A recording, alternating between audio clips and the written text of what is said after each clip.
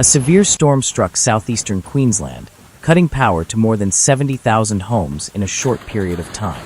The event developed during the afternoon when a mass of warm, humid air interacted with an upper-level low-pressure system, generating a line of thunderstorms that moved rapidly toward Brisbane and nearby areas.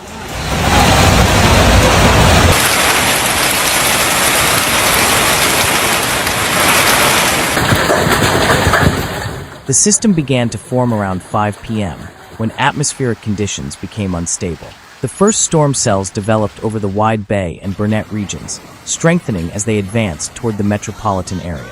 Within minutes, the sky darkened and wind gusts intensified quickly, reaching speeds of up to 96 kilometers per hour.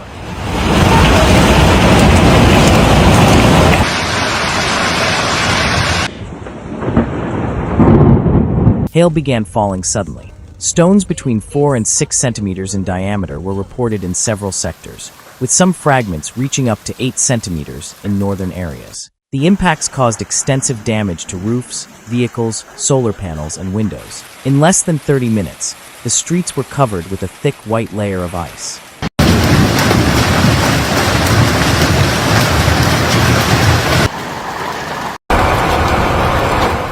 The strong winds that accompanied the storm brought down trees, tore off metal roofing sheets, and caused widespread power outages across Brisbane and Ipswich. The electricity provider, Energex, confirmed that at the peak of the event, more than 70,000 customers were left without service.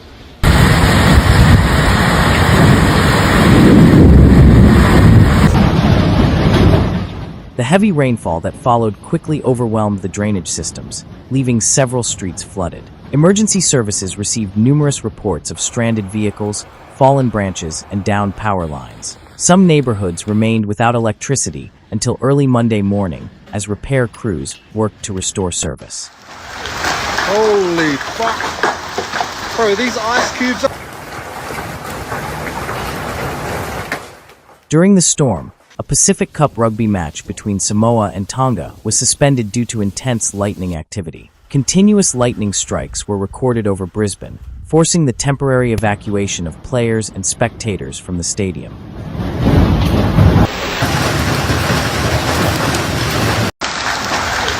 Holy... In the city of Ipswich, a public bus sustained damage after being hit by large hailstones. Windows shattered, and the roof was left dented. While no serious injuries were reported, the extent of the material damage was considerable.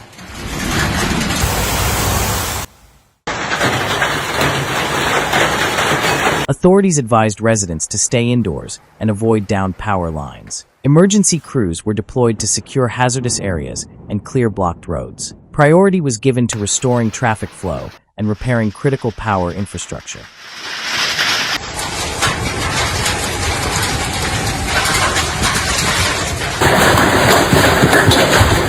Meteorologists explained that the storm's formation was caused by the presence of warm, humid surface air that was lifted into much colder upper layers, generating strong updrafts. This dynamic created favorable conditions for supercell development, capable of producing large hail, frequent lightning, and destructive winds.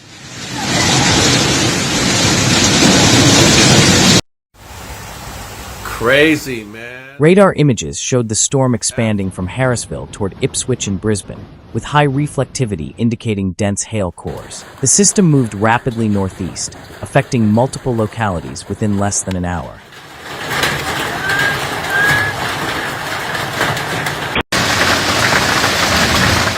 In Brisbane, traffic came to a standstill on several main roads due to ice accumulation and fallen branches. Traffic lights stopped functioning because of power cuts, and emergency crews worked through the evening to restore order in the most affected areas.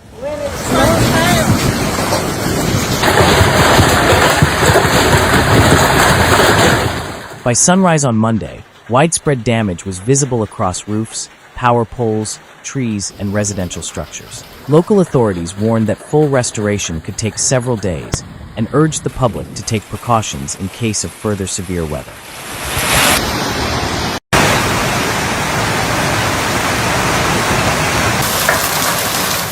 Schools in the hardest-hit zones suspended classes due to safety concerns and power outages. In some campuses, playgrounds and access areas remained covered in hail and vegetation debris. Electric crews continued repair operations overnight, facing risks from live wires and unstable branches. Power restoration progressed gradually as teams cleared the most damaged areas.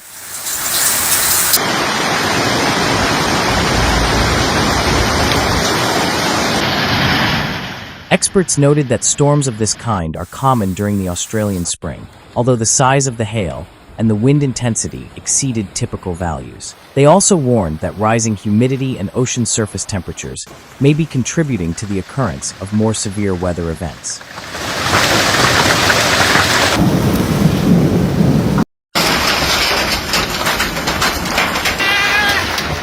In towns such as Toowoomba and South Burnett, located to the west, fallen power poles, destroyed fences, and damaged fields were reported. Communication lines were temporarily disrupted in several locations due to wind damage and downed cables.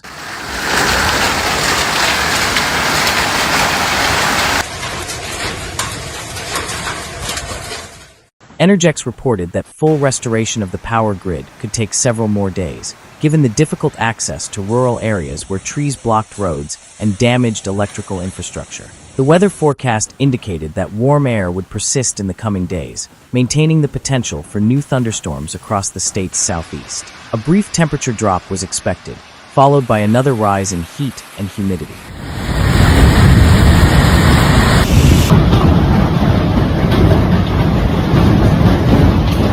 Insurance companies began receiving a high volume of claims for damaged vehicles, roofs, and solar installations. Initial estimates suggested millions of dollars in losses, particularly in densely populated areas of Brisbane and Ipswich.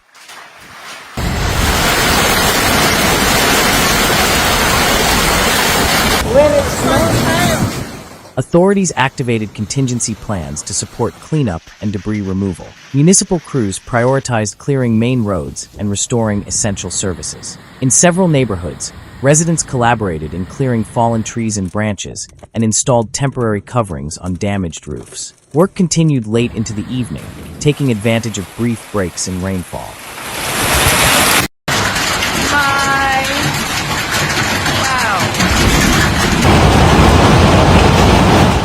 Aerial images captured the following day revealed extensive damage. Homes with perforated roofs, dented vehicles, blocked roads, and a layer of ice blanketing large urban zones. Meteorologists reiterated that Queensland is among the regions most prone to severe spring thunderstorms. The combination of heat, humidity, and low-pressure systems typically creates the perfect conditions for high-intensity weather events.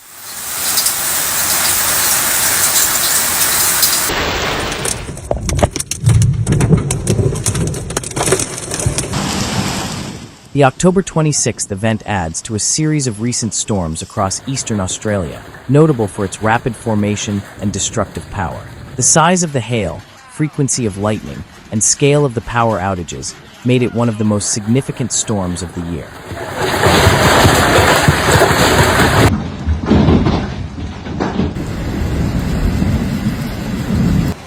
In the hours that followed, authorities continued assessing structural damage and the stability of the power supply. Multiple repair crews remained deployed in rural areas to restore affected connections. Cleanup operations advanced progressively, with municipal services collecting branches and debris from public streets. Officials cautioned that additional rainfall could slow repair efforts.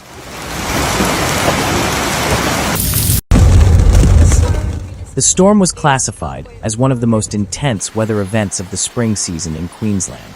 Its rapid development and widespread impact underscored the region's vulnerability to high-energy convective systems. The final report highlighted the importance of strengthening preventive measures, maintaining infrastructure, and improving early warning systems. Specialists agreed that preparedness and rapid response were key factors in reducing the potential for greater harm.